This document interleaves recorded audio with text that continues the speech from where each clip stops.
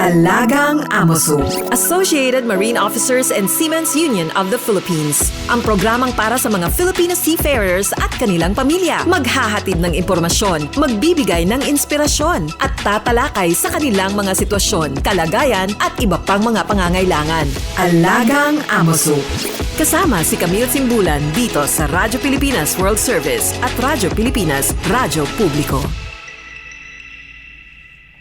Pagbati, magandang araw at welcome po sa Alagang Amoso, ang serbisyo publiko sa radyong hatid ng Associated Marine Officers and Seamen's Union of the Philippines o AMOSUP at ng Radyo Pilipinas World Service. Dito po sa programa natin ay pinag-uusapan natin ang iba't ibang mga programs and welfare services ng AMOSUP para sa mga miyembro at dependents ng ating union.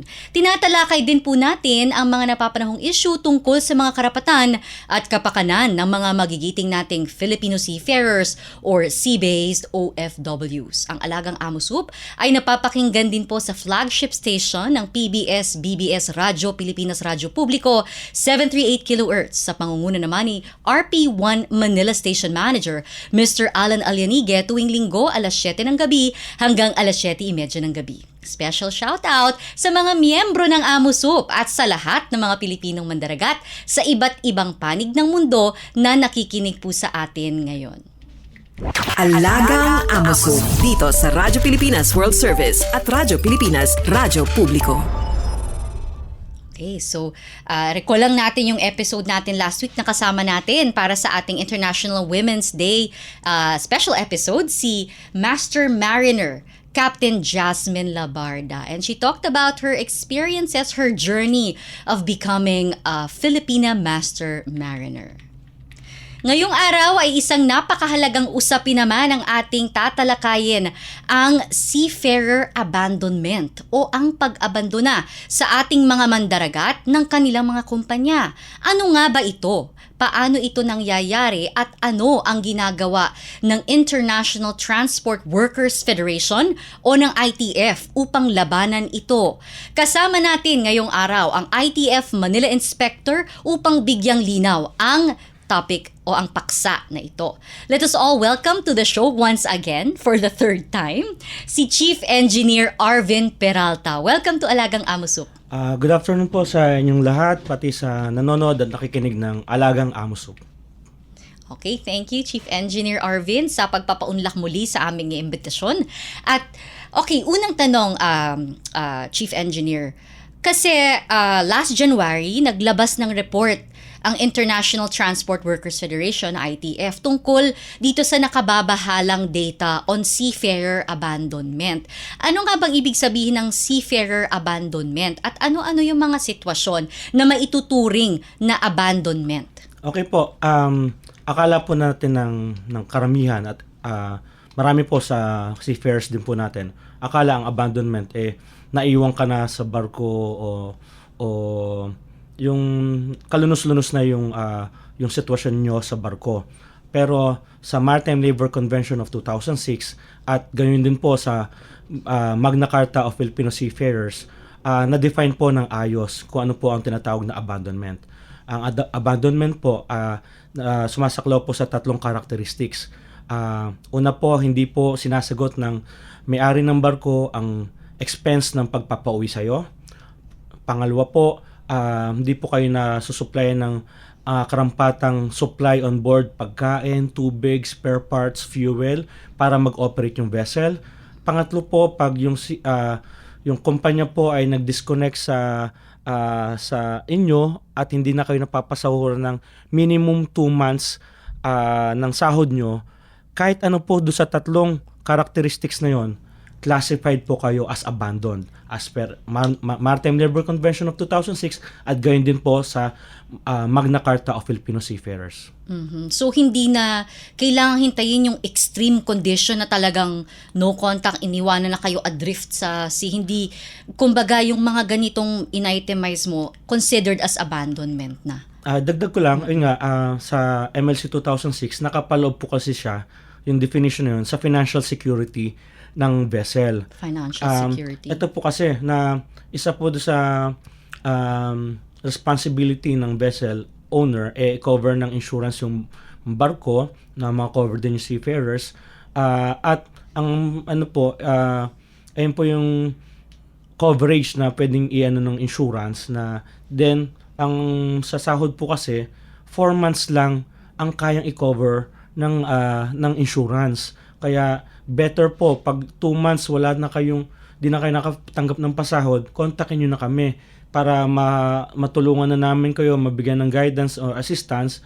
Kasi nga, hindi naman, ang next na concern po, yung pagpapauwi sa inyo, na hindi naman po rin napakadali. Marami pa rin factors and concerns bago ma-arrange yung repatriation nyo. Correct. So, okay, darating tayo dyan, Chief Engineer Peralta, no, yung mga steps na gagawin kung sakaling mangyari sa kanila yan. Pero ano ba yung rason? Bakit nangyayari yung seafarer abandonment in the first place? Para sa akin yun nga, may financial concern yung company. Kumbaga nalulugi na. Nalulugi, hindi maayos yun, or na-off-hire, o ibig sabihin, walang nag-charter sa vessel, kaya wala siyang kita. O kaya may legal proceedings o may court order yung vessel na hindi makaalis, tapos leading down to worst case scenario, bankruptcy, or yung vessel owner cut loose na lang yung loss niya na do sa venture na yon. And unfortunately, pag kinat-loose niya yung vessel, unfortunately, naiiwan din yung mga seafarers doon. So, ano implikasyon nito sa mga seafarers, especially those na, for example, inabandon sila sa teritoryo ng isang bansa na wala naman silang documentation, wala silang papeles? Ito po yung concern naman sa pagpapauwi sa isang bansa. Siyempre, ang sumasaklaw doon yung port state o port authorities, yung government ng bansa na yon. Pero ito naman po yung concern na siyempre yung pag-resupply kaya pong i-arrange yan. Yung sa sahod kaya naman pong i-cover ng insurance. Ang problema sa pagpapauwi, ang concern po ay sinong papalit. Kasi nga kung may problema nga financial yung vessel, hindi na kayo masupply ng pagkain, hindi na kayo mapauwi, hindi kayo mapasahod, sinong papalisan nyo? Ganun din yung mga situation. And syempre, yung port authorities, ayaw din nila na walang tao sa vessel. Kasi nga, pag magkaroon ng masamang panahon, katulad dito sa atin sa Pilipinas, hindi mag-hold yung anchor, mag-dragging, it could cause to the vessel to hit other ships to the port, or even damage coral reefs na nasa area. It would lead to bigger problems. Oil Kaya spill, ganyan. na-hold ngayon yung seafarers on board. Sa ibang concerns naman, kailangan ng tao na magre-represent do sa legal proceedings.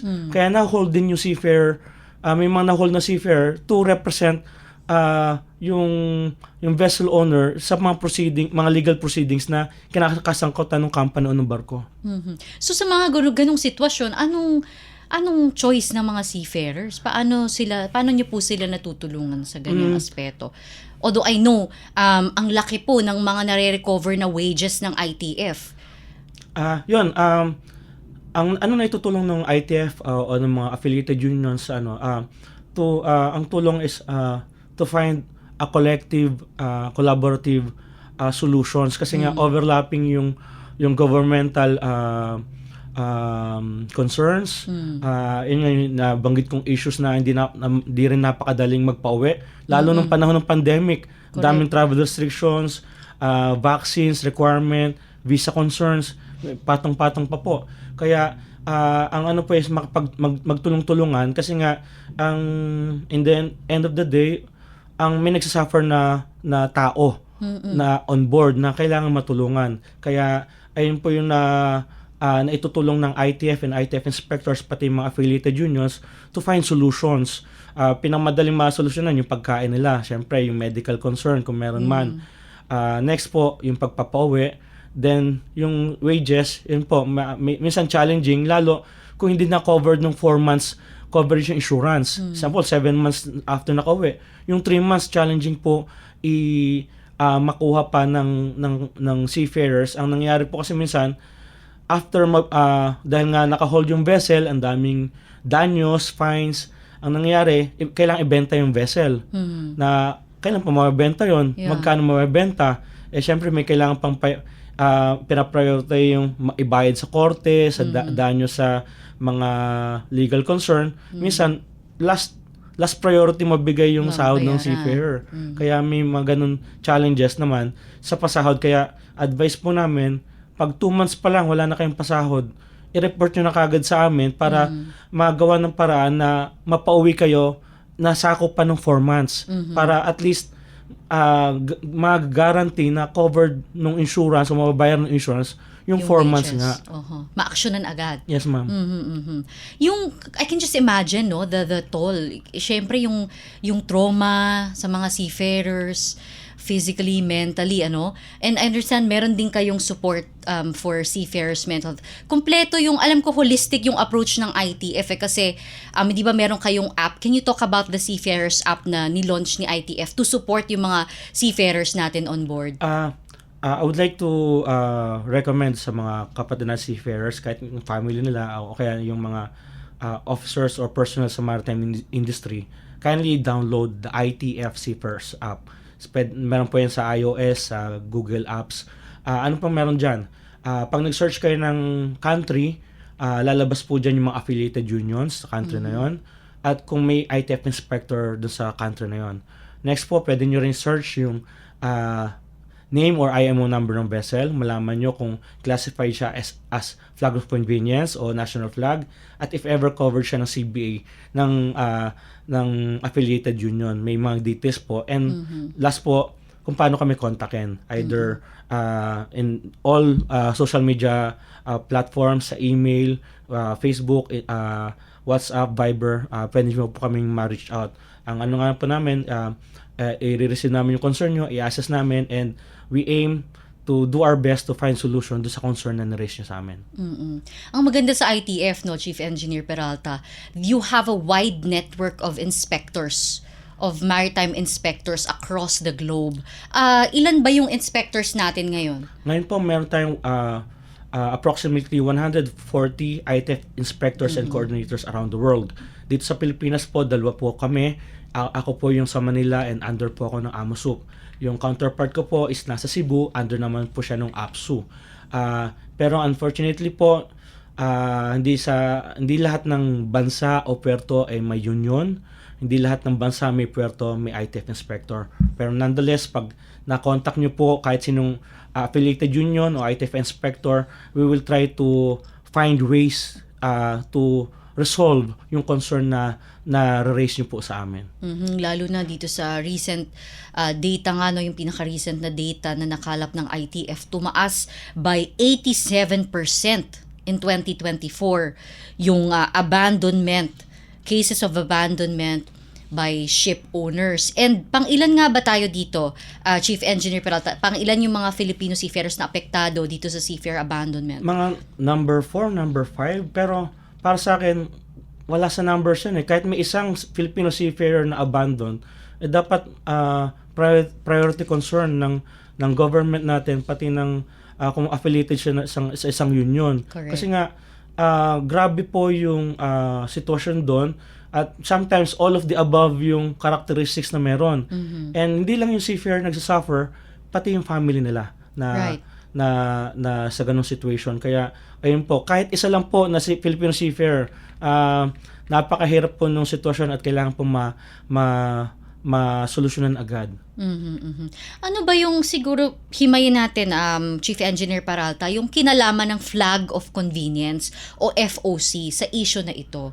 Kasi base dun sa press release din ng International Transport Workers Federation, kinakalampag nila yung mga authorities dito sa flags of convenience. Siguro in a nutshell, ano ba itong flag of convenience? And bakit ito ikinakabit dito sa issue ng seafarer abandonment? Okay po. Magandang tanong po yun. Ang FOC po ay 75 years kampanya na ng ITF. 77 years na po. Ang problema, hindi po mapuksa kasi nga may nakikinabang na company, may nakikinabang na bansa. Ano po yun? Ang flag of convenience is yung vessel owner po na, for example po, is Japanese, pinaparehistro niya yung barko sa Panama, for example po.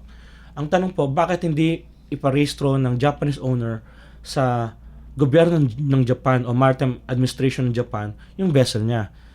Simple lang po, ayun nga, para pumapasok yung flag of convenience.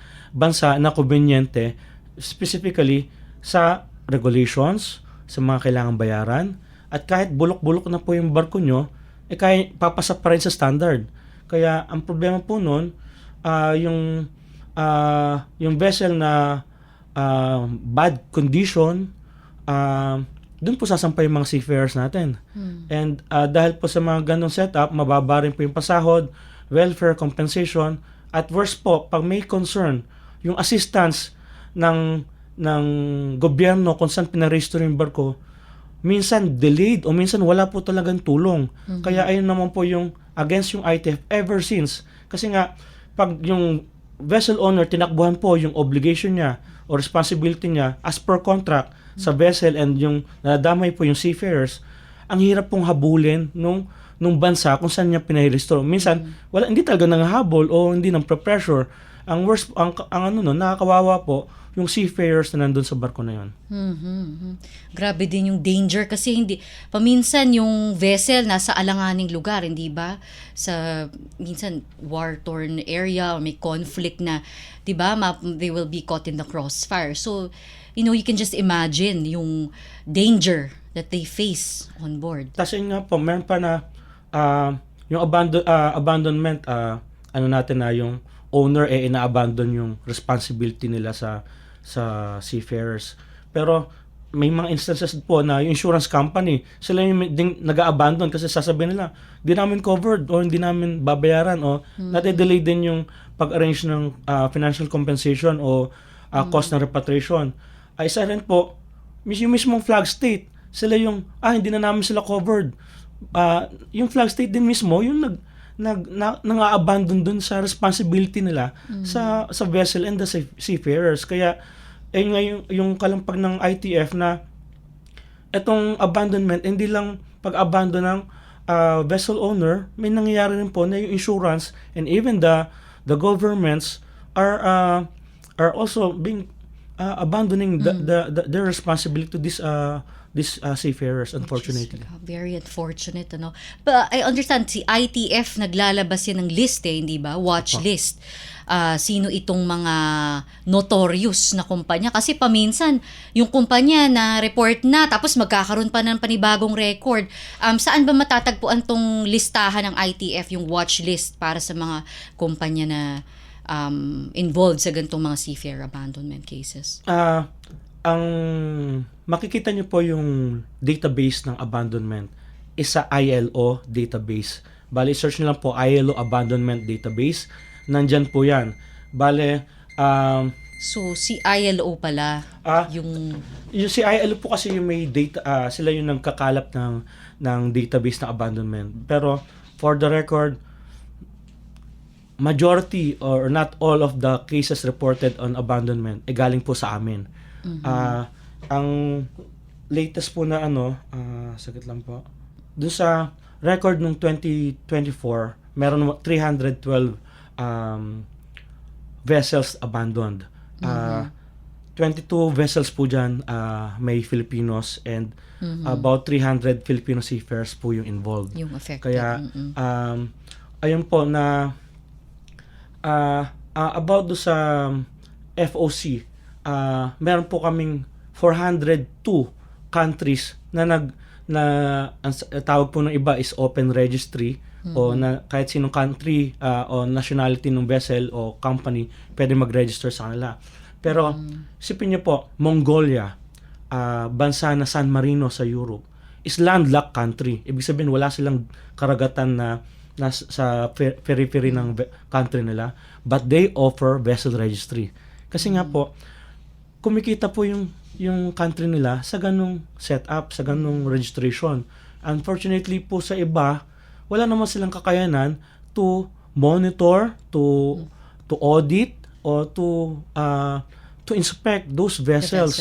Especially pag nagkaroon ng sakuna, yung investigation, yung support, minsan delayed o minsan wala po. Kaya ang worst po, nag-a-abandon din sila ng responsibility. Kaya doon po against yung ITF, At ang naging solusyon po ng ITF sa FOC is for those companies to cover their vessels with collective bargaining agreement sa union ng same nationality ng vessel owner. Kaya example ko nga po ulit kanina, yung Japanese owner, they will have ITF will negotiate with a Japanese union, sa example All Japan Seamen's Union, to cover the vessel with collective bargaining agreement. Ang maganda po noon, dagdag po yun na mapapaayos po yung pasahod, compensation, benefits, mga dagdag na provisions para sa barko, at in turn po, nadadamay po yung mga seafarers. At if ever nga po nagkaroon ng concern ng ay yung union ng same nationality ng vessel owner na yun po, ayun po yung habol do sa obligasyon naman na balak takbuhan o na hindi nagagampanan ng vessel owner. Ayun po yung parang pangbalanse o naging parang solusyon ng ITF to cover the vessel with the collective bargaining agreement with union of same nationality of the vessel owner. So I guess, Chief Engineer Peralta, this is also a good time to remind our seafarers na isa sa mga una nilang gawin ay i-check yung CBA. Di ba? Yes, ma'am. Doon po sa ITF Seafarers app, example, may line up po kayo. Mas-search nyo po doon yung vessel name, IMO number. Malalaman nyo na kagad po kung kung FOC at kung may union coverage yung vessel. Bakit kailangan malaman? Kasi nga, if may union coverage yung vessel, member ka po ng union na yon, at sakop ka po ng mga services and benefits ng union na yon. Right. At yun po, na if ever under kayo ng sample GSU po, GSU yung union, Japanese owned yung vessel, pero sino yung mga seafarers na sumasampa doon? Wala nang Japanese. Majority mga Pinoy o mga from labor providing countries. Kaya po si JSU, they tie up with local unions ng nationality na yun. Kaya may tie up si JSU with AMUSUP or APSU para yung mga members nila mabigyan ng coverage ng services ng AMUSUP. For example, dental, medical, dormitories, legal. Na ayun naman po yung nagiging sa Marrakesh policy last year na na-establish ng ITF. ITF is now encouraging unions to have bilateral agreements with the labor supplying country unions. Kasi nga, para yung mga seafarers nung bansang yon ay makakuha ng serbisyo nung union nung bansa nila. Correct. Okay. So, personally ba, Chief Engineer Peralta, may na-experience ka ng i-inspect o i-board na barko na inabandon ng ship owner? Yes, ma'am. Sa nakadalawa na ako na abandonment. Para sa worst scenario yung 2022 dahil height of pandemic, ang hirap magpa-uwi, various nationalities, wala na silang pagkain, wala silang fuel, tapos, ang concern nga, sinong papalit? Kasi nasa Tabaco Alba yung vessel, and Bicol region is a highway ng mga typhoon. Tapos may legal proceeding yung vessel. Maraming layers yung concern. Tapos, ito, late last year, October, foreign national vessels din dito sa Balayan, Batangas.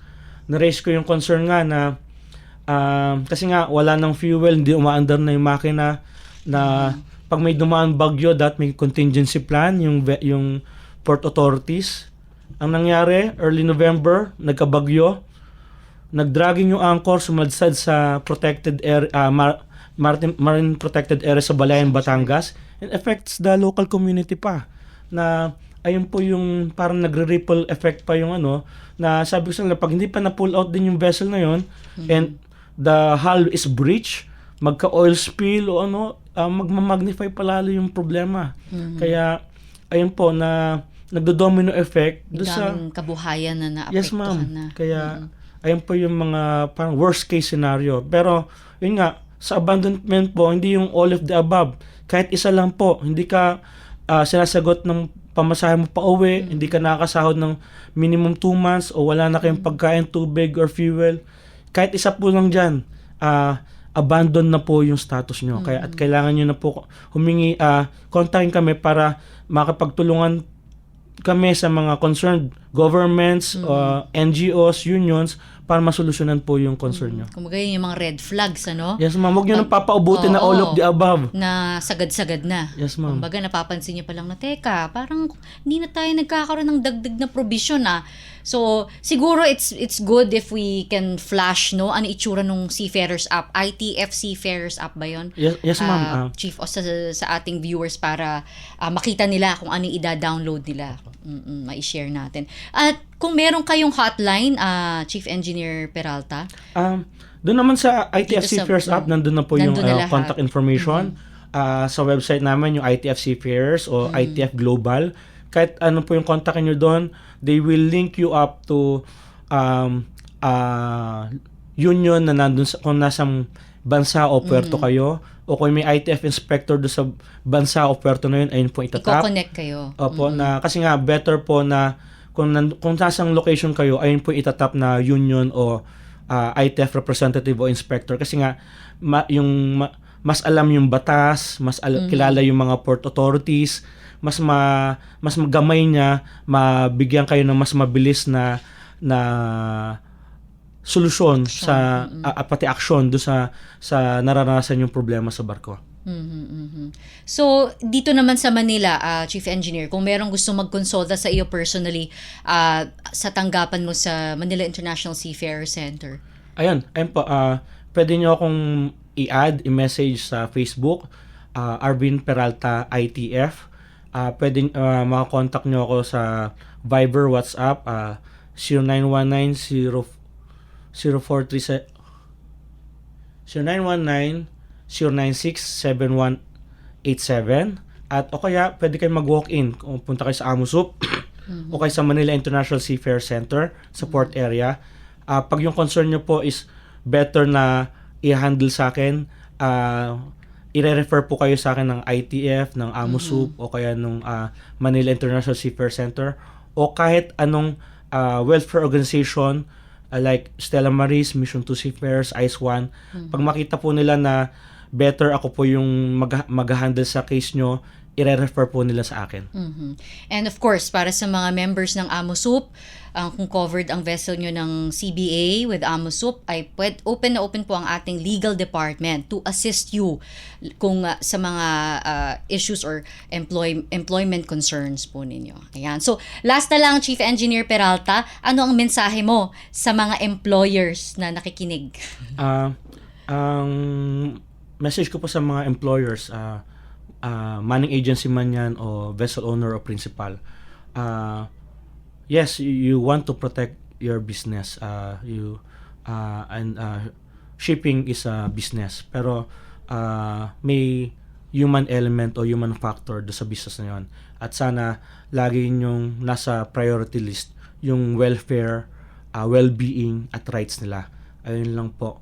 If ever po nga na magkakaroon ng aberya, may problema kayo sa business nyo, solusyonan, open naman po kami para tulungan kayo, mag-collaborate para masolusyonan at hindi na humantong sa worst situation na abandonment yung barko nyo na nadadama yung hindi lang yung seafarers pati yung family nila. Correct. Ayun po yung masasuggest ko. Mensahe mo naman, Chief Engineer, sa mga Pilipinong mandaragat, sa mga listeners natin na seafarers.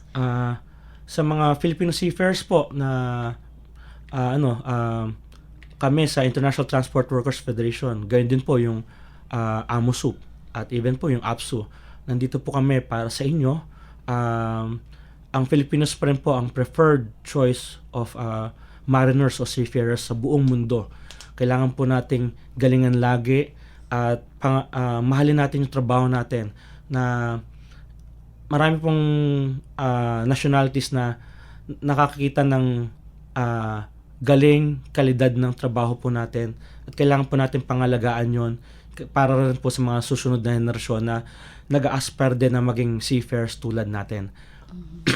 At every Wednesday o minsan every two times a week, morning nagto-talk po kami sa Amos of Sailors Home every morning about unionism, about ITF, about union services.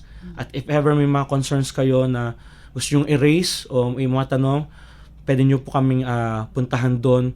Tatry namin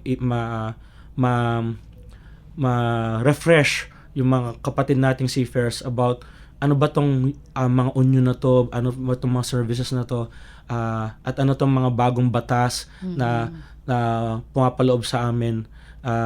Nandun po kami para subukan i-guide kayo, mabigyan ng tamang information at try sagutin yung mga misconceptions and misunderstandings sa nangyayari sa atin sa industriya. Tama, mahalaga. Know your rights. Yan.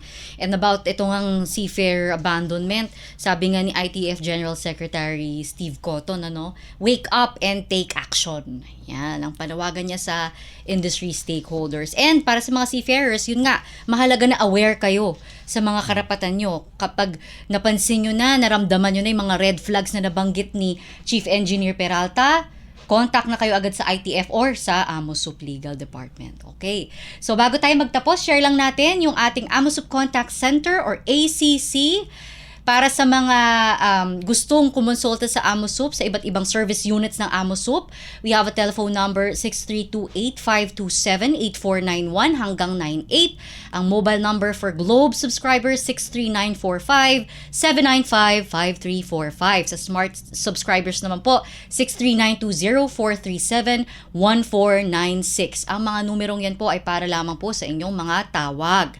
At meron din po tayong AMOSUP Official Facebook page at AMOSUP Official Facebook group kung saan naman po natin pinupost ang ating mga union events and important announcements from our different departments and service units.